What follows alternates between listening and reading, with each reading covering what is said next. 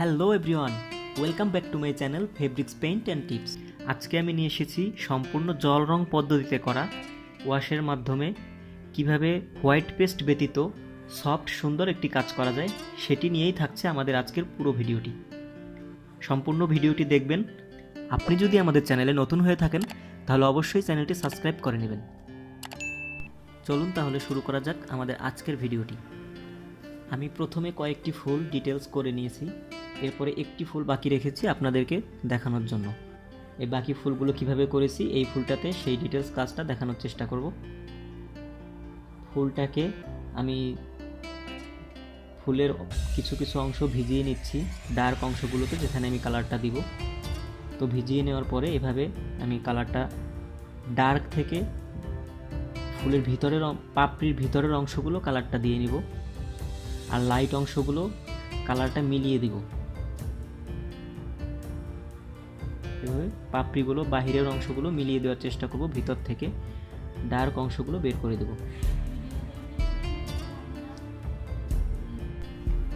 আমি ফুলের লাইট অংশগুলো রেখে দিয়ে কাজ করতেছি। ফুলের লাইট অংশগুলো রেখে রেখে যে জায়গাগুলোতে ফুলের সাদা অংশগুলো টোটালি আমি রেখে কাজ করতেছি, ডার্ক অংশগুলোতে কালার দিয়ে সাদা অংশটা মিলিয়ে দিচ্ছি এভাবে করে। তো আমি নিয়মিত আমার চ্যানেলে ভিডিও আপলোড করার চেষ্টা করব। আমি আজকের কাজটি একটি পাঞ্জাবির উপরে করতেছি। আপনাদের যে কোনো অনুরোধের কাজ আমি ভিডিওতে দেখানোর চেষ্টা করব, তাই আপনারা সবাই লাইক, কমেন্ট এবং শেয়ার করে অবশ্যই আমার পাশে থাকবেন। এছাড়া হ্যান্ড পেইন্ট সম্পর্কিত যে কোনো তথ্য আপনারা কমেন্ট বক্সে জানাতে পারেন।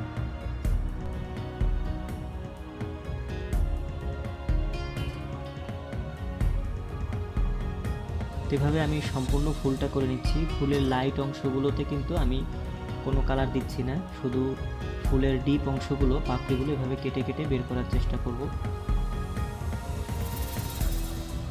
যাতে করে আমাদের হোয়াইট পেস্ট ব্যবহার করার প্রয়োজন না হয়।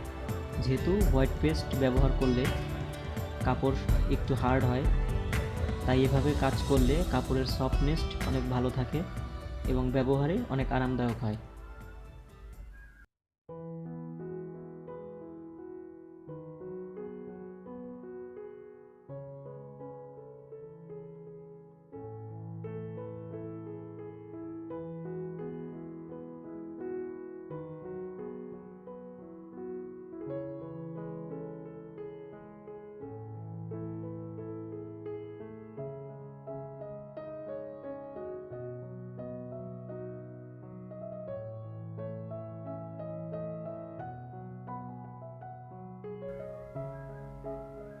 তো ফুলটা ফার্স্ট ওয়াশ এভাবে দিয়ে একটু রেখে দিতে হবে, শুকানোর পরে আবার আমি ডিটেল করব।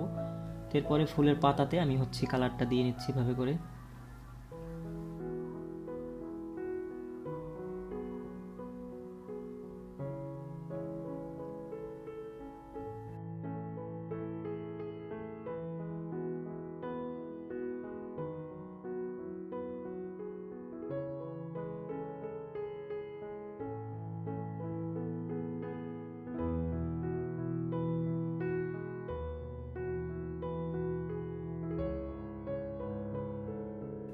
একটা জিনিস মাথায় রেখে কাজ করতে হবে, প্রথমে আমরা ফার্স্ট ওয়াশে লাইট কালারগুলো দিব, এরপরে শুকিয়ে আসলে আবার আমরা ডিপ কালার ইচ্ছে অনুযায়ী দিতে পারবো, যতটুকু ডিপ করা সম্ভব দেওয়া যাবে। লাইট অংশগুলো রেখে রেখে কাজ করার চেষ্টা করতে হবে। এভাবে করে ফুলের ব্যাকগ্রাউন্ডেও আমি কিছু ওয়াশের কালার দিয়ে নিচ্ছি এভাবে করে।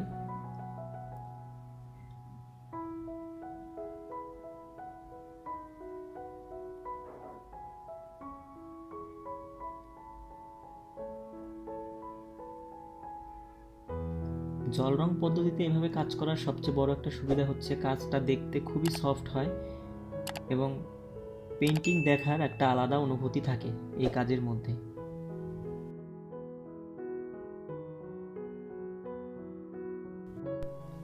তো ফুলের উপরে একটা কলি আছে, আমি কলিটা ড্র করে নিচ্ছি এভাবে, এরপরে কলিটাতে আবার কালার দিয়ে নিচ্ছি। তো যে ফুলটা আমি ফার্স্ট ওয়াশ দিয়ে রেখেছি ওই ফুলটা কিছুটা শুকিয়ে আসলে এরপরে আমি আর একটু ডিপ অংশগুলো আরও ডিপ করে দেব, যাতে আরও বেশি কন্ট্রাস্ট মনে হয়, এবং পাপড়িগুলো কেটে কেটে বের করে দেব।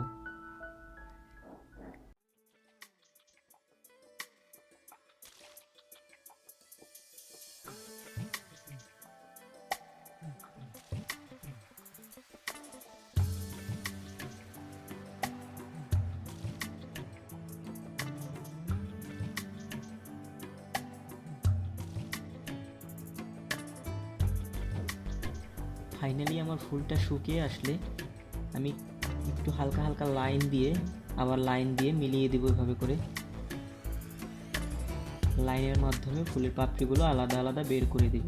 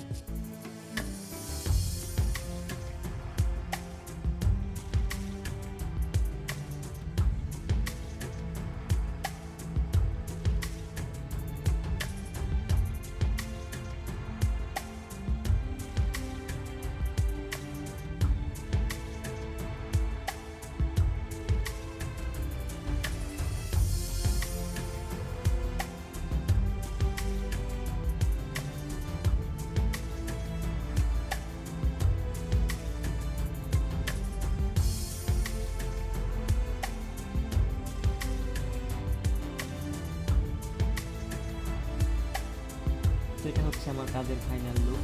আমার কাজটা বেশ শুকিয়ে আসছে, কিছু কিছু জায়গায় এখন একটু ভেজা রয়েছে। তো ফাইনালি আমার কাজটা হয়ে গেছে। এটা হচ্ছে আমার কাজের ফাইনাল লুক। আপনারা দেখতেই পাচ্ছেন হোয়াইট পেস্ট ব্যতীত কাজ করার কারণে কাজটা অনেক সফট হয়েছে এবং দেখার একটা আলাদা সৌন্দর্য রয়েছে। যেহেতু এটা জল রং পদ্ধতিতে করা, তাই এটা দেখতে আলাদা একটা অনুভূতি কাজ করতেছে। তো ফাইনালি ফুলটা শুকিয়ে আসার পরে আমি কিছু কিছু জায়গায় একটু লাইন দিয়ে ফুলের পাপড়িগুলো আলাদা আলাদা বের করে দেওয়ার চেষ্টা করব। তো ভিউয়ার্স, এটা হচ্ছে আমার কাজের ফাইনাল লুক। আপনারাও চাইলে এরকম পাঞ্জাবিতে এরকম সুন্দর একটি কাজ করে আপনাদের প্রিয়জনকে উপহার হিসেবে দিতে পারেন। তো এতক্ষণ আমার সাথে থাকার জন্য ধন্যবাদ।